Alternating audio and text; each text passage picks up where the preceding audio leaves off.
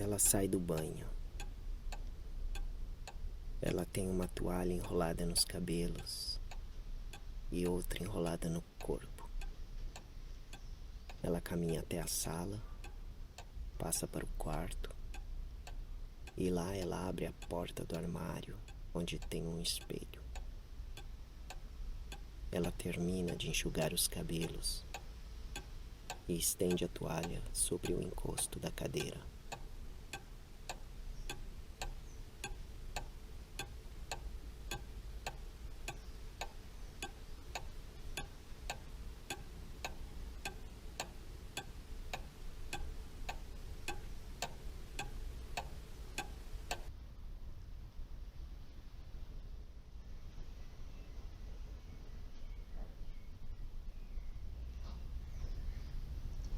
Je dors.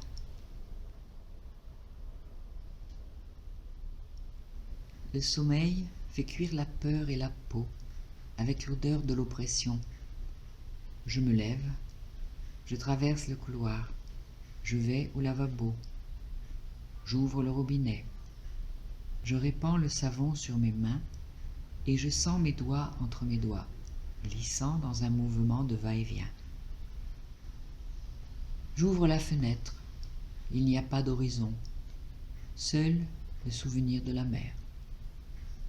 Je vais à la cuisine, j'allume le feu, j'ouvre le robinet de l'évier, je prépare le café en me concentrant sur chaque détail, puisque le temps passe lentement. Je mange, je dors, je nettoie, je balaie. Laver la maison et l'âme, savonner la graisse des jours, rouvrir un livre comme une fenêtre et échapper.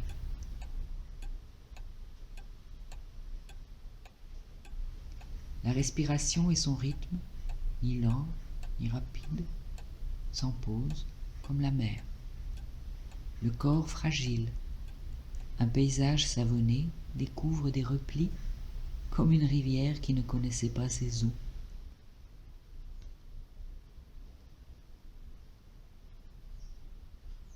Ela penteia seus cabelos que tombam sobre os seus ombros, seu peito, suas costas.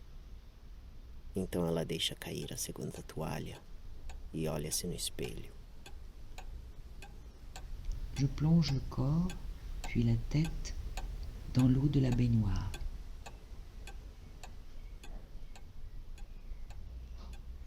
Je retourne à l'air.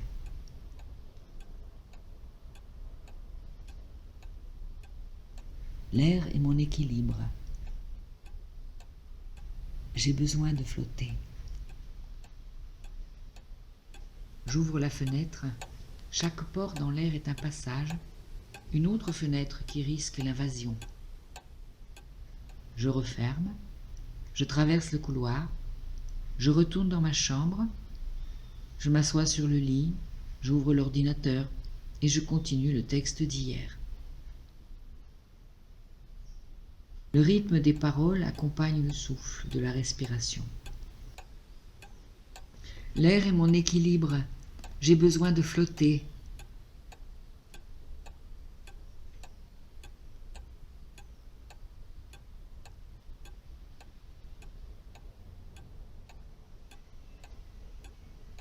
Então ela deixa o quarto, passa pela sala e entra novamente no banheiro.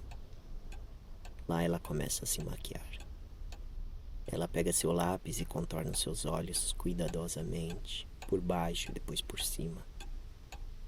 Ela pega seu batom, contorna os lábios e finalmente ela seca seus cabelos enquanto ela os penteia. Puis, à la cuisine, j'ouvre le réfrigérateur et je me rends compte que je n'ai pas de lait, ni de jambon, ni de fromage.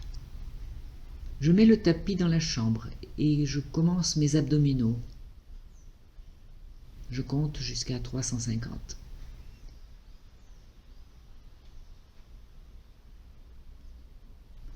Mes articulations sont raides, peut-être rouillées de ne pas assez bouger.